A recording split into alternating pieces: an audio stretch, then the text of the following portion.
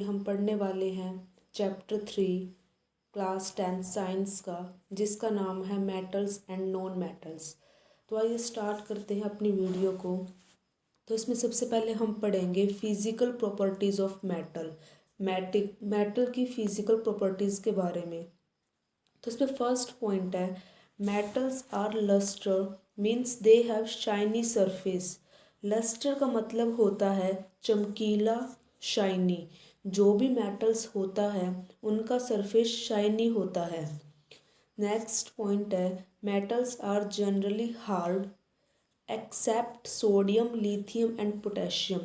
ज़्यादातर जो मेटल्स होते हैं वो हार्ड होते हैं बजाय किसके, सोडियम, लिथियम एंड पोटेशियम के। देखो यहाँ पे ना एक्सेप्ट की जगह पे मैंने एक्सपेक्ट लिख दिया है, तो इस मिस्टेक को अवॉइड करना। EXCEPT लिख लेना। आई थिंक हर जगह ये मिस्टेक हो रखी है, तो प्लीज़ अवॉइड करना इसको। थर्ड पॉइंट है metals are found in solid state except mercury. जो मेटल्स होते हैं वो सॉलिड स्टेट में एग्जिस्ट करते हैं मरकरी के अलावा। नेक्स्ट पॉइंट है metals are malleable, it means metal can be beaten into thin sheets. Gold and silver are most malleable metals. मतलब जो मेटल्स होते हैं उनको बीट करके, उनको पीट पीट कर पतला किया जा सकता है, जैसे सिल्वर और गोल्ड को। Metals are ductile, it means metals can be drawn into thin sheets. देखो डक्टिलिटी का मतलब क्या है। डक्टिलिटी एक ऐसी प्रॉपर्टी होती है जिसके कारण हम किसी एलिमेंट को थिन वायर में चेंज कर सकते हैं। तो मेटल्स आर डक्टाइल, जो मेटल्स होते हैं वो डक्टाइल होते हैं। It means metals can be drawn into thin wires. इसका मतलब जो मेटल्स होते हैं उनको थिन वायर में चेंज किया जा सकता है। नेक्स्ट है metals are good conductor of heat and electricity. Silver and copper are best conductor of heat and electricity. जो भी मेटल्स होते हैं वो हीट और इलेक्ट्रिसिटी के गुड कंडक्टर होते हैं। उसमें से हीट एंड इलेक्ट्रिसिटी पास हो सकती है। तो जो मेटल्स होते हैं वो good conductor of heat and electricity होते हैं। आगे बोला गया है metals have high density, that's why metals melting point is high. देखो डेंसिटी का मतलब होता है घनत्व। ज़्यादातर मेटल्स की डेंसिटी हाई होती है और हाई मेल्टिंग पॉइंट होता है।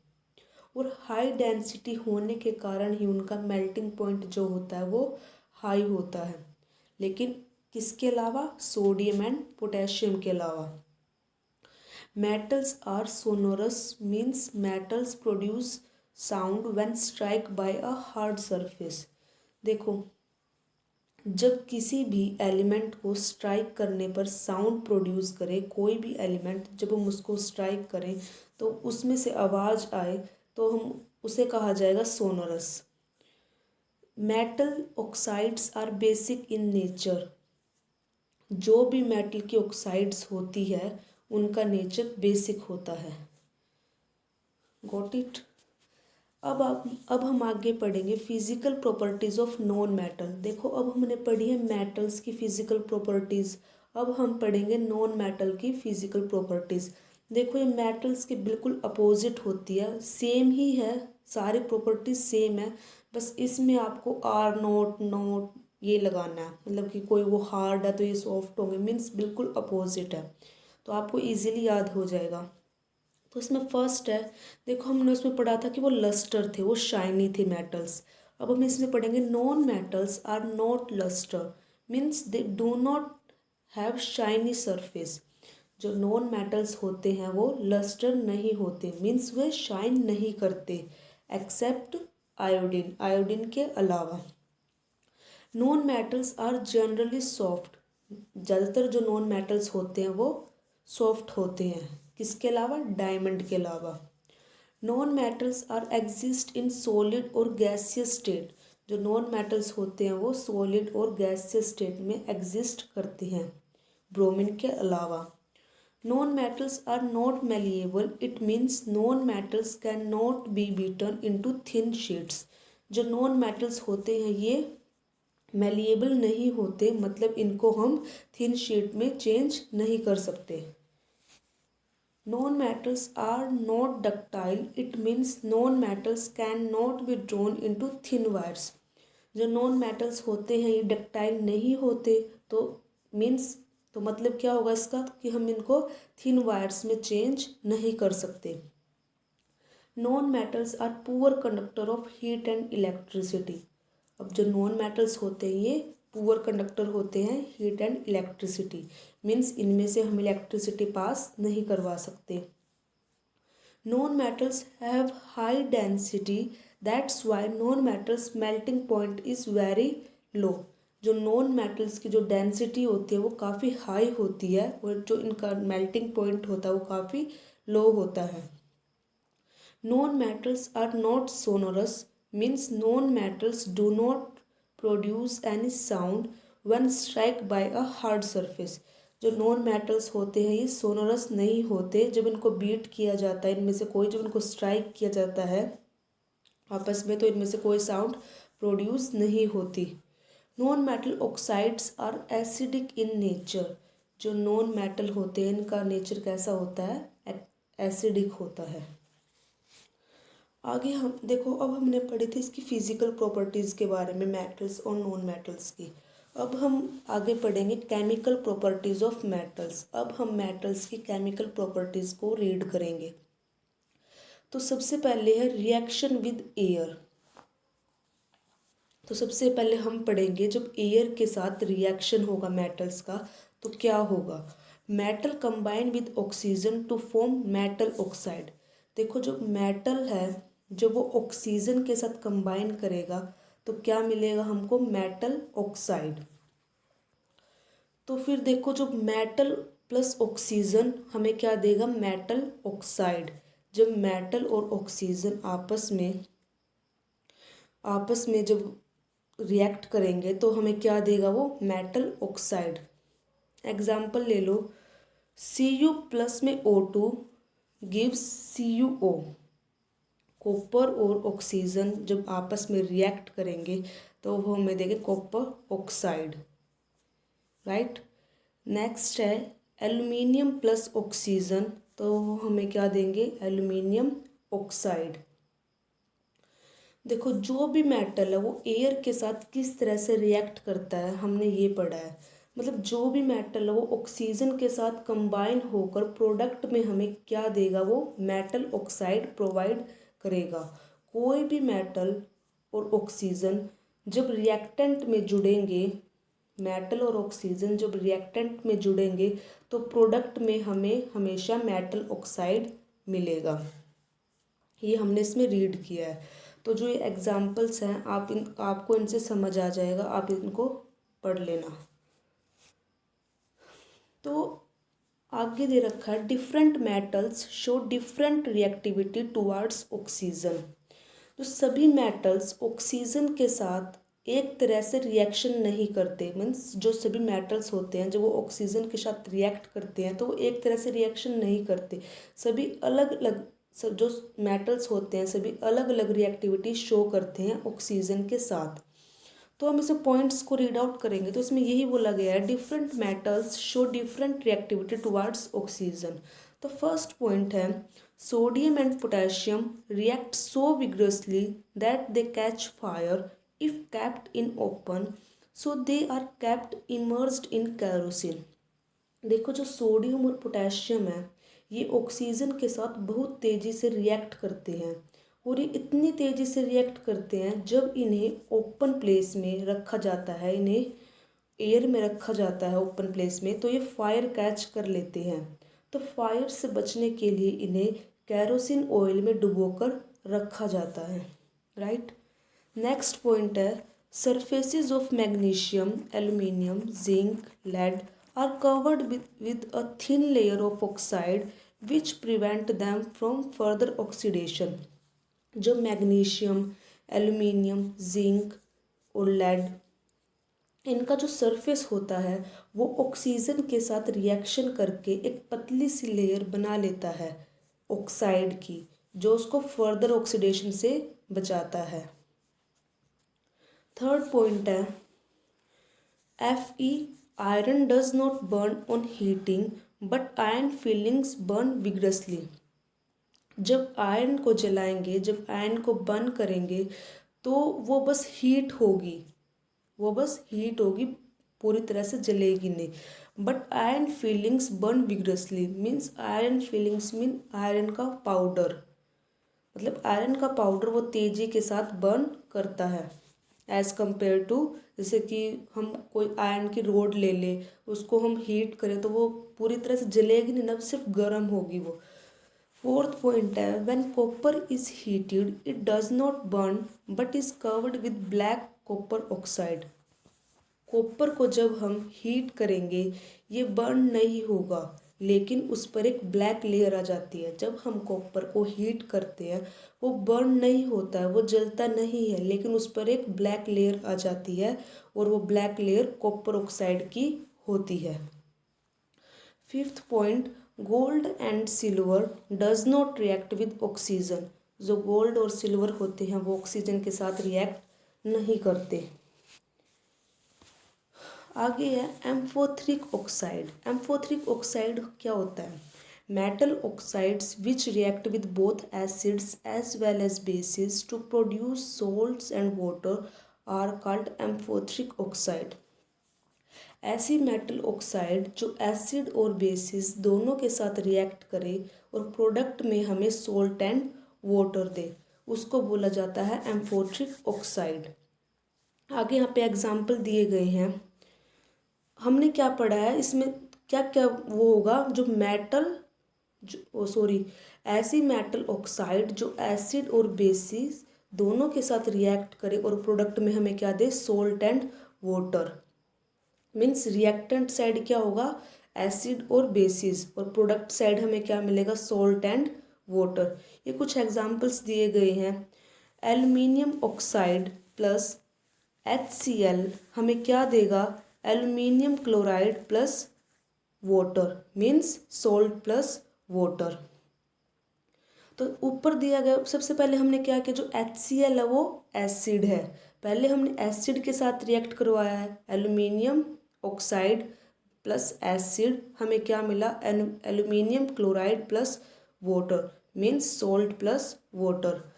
इससे नेक्स्ट जो एग्जांपल है सेकंड नंबर पर, हमने इसको बेसिस के साथ रिएक्ट करवाया, एल्युमिनियम ऑक्साइड प्लस बेस, हमें क्या मिला, salt plus water, NaLO2 means sodium aluminium oxide plus water. आगे दिया गया है reaction of metals with water. Metal को वाटर के साथ रिएक्शन करने पर क्या मिलेगा। जब हम मेटल को वाटर के साथ रिएक्ट करवाएंगे तो हमें मिलेगा मेटल ऑक्साइड प्लस हाइड्रोजन, और जब हम मेटल ऑक्साइड को वाटर के साथ रिएक्ट करवाएंगे तो हमें मिलेगा मेटल हाइड्रोक्साइड। तो यहाँ पे कुछ आगे एग्जांपल्स दिए गए हैं।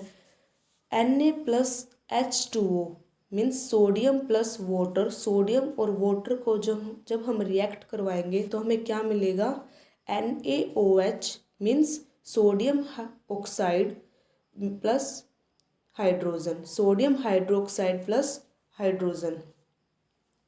जब हम कैल्शियम को वाटर के साथ रिएक्ट करवाएंगे तो हमें क्या मिलेगा, कैल्शियम हाइड्रोक्साइड प्लस हाइड्रोजन। तो ये आगे कुछ एग्जांपल्स दिए गए। मैग्नीशियम को वाटर के साथ हम रिएक्ट करवाएंगे तो हमें क्या मिलेगा, metal oxide plus hydrogen. Aluminium को जब हम वाटर, एल्युमिनियम क्या है, मेटल है, जब मेटल को हम वाटर के साथ रिएक्ट करवाएंगे तो हमें क्या मिलेगा, aluminium oxide means metal oxide plus hydrogen. आगे दिया गया है different metal react with different form of water. Means जो मेटल होते हैं वो डिफरेंट फॉर्म ऑफ वाटर के साथ रिएक्ट करते हैं, अलग अलग मेटल अलग अलग वाटर के फॉर्म के साथ रिएक्ट करते हैं। फर्स्ट है aluminium iron and zinc react with steam. जो एल्युमिनियम आयरन और जिंक होते हैं वो स्टीम के साथ रिएक्ट करते हैं। Na K and Ca. Na means sodium, potassium and calcium react with cold water. जो सोडियम, कैल्शियम एंड पोटेशियम है ये कोल्ड वाटर के साथ रिएक्ट करते हैं। Magnesium react with hot water. जो मैग्नीशियम होते हैं वो हॉट वाटर के साथ रिएक्ट करते हैं। Calcium and magnesium float as bubbles of hydrogen stick to their surface. जो कैल्शियम एंड मैग्नीशियम वाटर के साथ रिएक्ट करते समय वाटर के सरफेस पर आ जाते हैं, क्योंकि जो हाइड्रोजन के बबल्स होते हैं वो कैल्शियम एंड मैग्नीशियम के साथ चिपक जाते हैं और उन्हें फ्लोट करके ऊपर के सरफेस पर ले आते हैं। Gold, silver, copper and lead not react with water. जो gold, silver, copper and lead होते हैं वो वाटर के साथ रिएक्ट नहीं करते। Reaction of metal with acids. Metal का एसिड्स के साथ रिएक्शन। जब मेटल का एसिड के साथ रिएक्शन होगा तो हमें क्या मिलेगा? तो हमें सोल्ट प्लस हाइड्रोजन मिलेगा। तो यहाँ पे आगे एग्जांपल्स दिए गए हैं। मेटल जब एसिड के साथ रिएक्ट करेगा तो हमें सोल्ट और हाइड्रोजन मिलेगा। तो आप ये एग्जांपल्स रीड कर लेना। आगे दिया गया reaction of metals with solutions of other metal salt. कोई भी मेटल दूसरे मेटल सोल्ट के साथ किस तरह से रिएक्शन करेगा? मेटल ए प्लस सोल्ट सॉल्यूशन बी, तो हमें क्या देगा? सोल्ट सॉल्यूशन ए प्लस मेटल बी।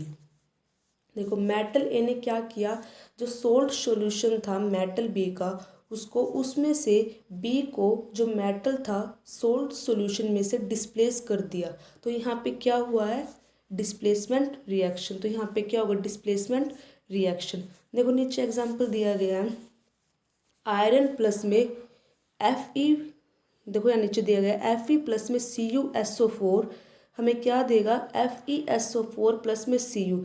देखो Fe जब इसको Fe प्लस CuSO4 से हमें क्या मिला? FeSO4 और जो Cu था यहाँ पर वो डिस्प्लेस हो गया, वो अलग से Cu आ गया। तो यहाँ पे क्या हुई है? डिस्प्लेसमेंट रिएक्शन हुई है। मीन्स FeSO4 इकट्ठे आ गया, जो Cu था वो डिस्प्लेस हो गया। आयरन ने Cu को डिस्प्लेस कर दिया। अभी दिया गया है रिएक्टिविटी सीरीज। देखो जो सबसे टॉप में होगा वो मोस्ट रिएक्टिव एलिमेंट होगा और जो सबसे लास्ट में होगा वो लीस्ट रिएक्टिव होगा। तो आप ये रिएक्टिविटी सीरीज इसको लर्न कर लेना। जो मीन्स जो सबसे टॉप में होगा वो मोस्ट रिएक्टिव होगा एलिमेंट, जो बीच में होगा वो मॉडरेट रिएक्टिव होगा और जो लास्ट में होगा वो लीस्ट रिएक्टिव होगा, वो सबसे कम रिएक्टिव होगा एलिमेंट। राइट। आगे दिया गया है reaction of metals with non metals. यहाँ पे दिया गया जो मेटल्स जब नॉन मेटल्स के साथ रिएक्ट करेंगे तो क्या होगा। तो फर्स्ट पॉइंट है reactivity of elements is the tendency to attain a completely filled valence shell. देखो जो एलिमेंट्स होते हैं जो वो क्या करते हैं, जो वैलेंस शेल आपने इसको पढ़ा होगा, वो उसको कम्प्लीटली फिल करने की कोशिश करते हैं।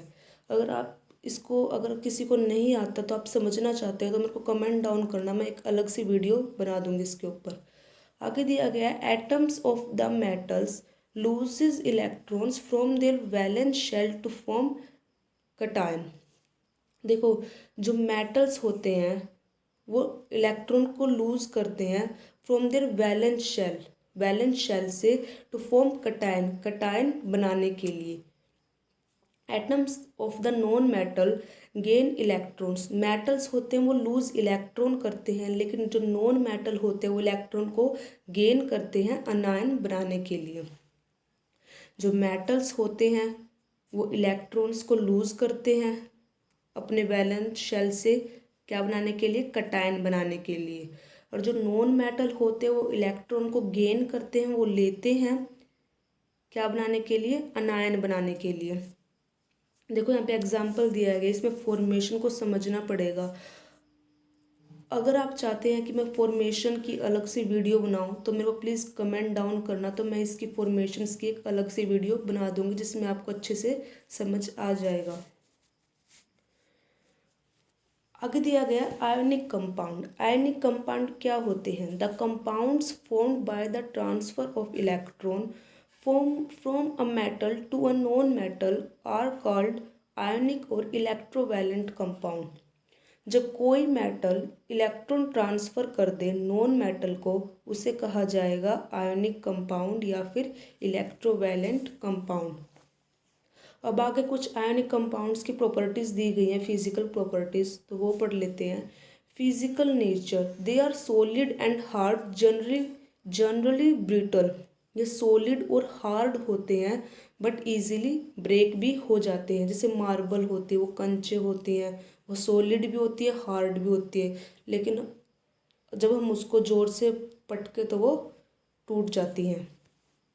आगे दिया गया इसका melting and boiling point. They have high melting and boiling point. जो इनका मेल्टिंग और बॉइलिंग पॉइंट होता है वो हाई होता है। Generally soluble in water and insoluble in such solvent like petrol and kerosene. ये ज़्यादातर वाटर में डिज़ोल्व हो जाती हैं, लेकिन पेट्रोल और केरोसिन में ये डिज़ोल्व नहीं होती। Ionic compounds conduct electricity in molten and solution state but not in solid state। जो आयनिक कंपाउंड होते हैं ये इलेक्ट्रिसिटी कंडक्ट करते हैं मोल्टन मीन्स पिघले हुए या फिर सॉल्यूशन स्टेट में, लेकिन ये सॉलिड स्टेट में इलेक्ट्रिसिटी कंडक्ट नहीं करते। लास्ट टॉपिक है अक्रेंस ऑफ मेटल्स। मेटल्स किस तरह से बनते हैं? The elements or compounds which occur naturally in the earth crust are called minerals। Minerals ऐसे एलिमेंट और कंपाउंड होते हैं जो हमें नेचुरली अर्थ क्रस्ट से मिलते हैं, मतलब पृथ्वी की सतह से मिलते हैं, उनको कहा जाता है मिनरल्स। ओर्स क्या होते हैं? Minerals that contain very percentage of particular metals and the metal can be profitable extracted from it। such minerals are called ores। ores ऐसे मिनरल्स होते हैं जिसमें मेटल प्रेजेंट होता है और उस मेटल को हम इजीली ओर से हम निकाल सके। जिस मेटल और उस मेटल को हम इजीली ओर से निकाल सके तो उसे कहा जाएगा ओर्स। तो ये था हमारा chapter 3 metal and non metal. I hope you like this video। if you like this video please like, share and subscribe this channel। thank you so much।